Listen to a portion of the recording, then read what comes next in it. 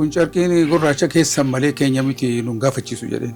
Manni maxxansa Najaashii duraan dursee ani ijoollummaatti waan dhagaatti guddadhee cunqursaa Islaamaa biyya kana keessatti ga'u dhagaa ilaalaan keessatti gudda. Kanaaf yeroo hunda waan cunqursaa kana nurra kaasuu hojii akkamii hojjechuu qabna jechuu irratti ani ijoollummaa gaafa waggaa 13 caalu yeroo sana darasummaadhaaf Walloo deeme asii Addis Ababa irraa achiin deeme kitaaba qara'uudhaaf.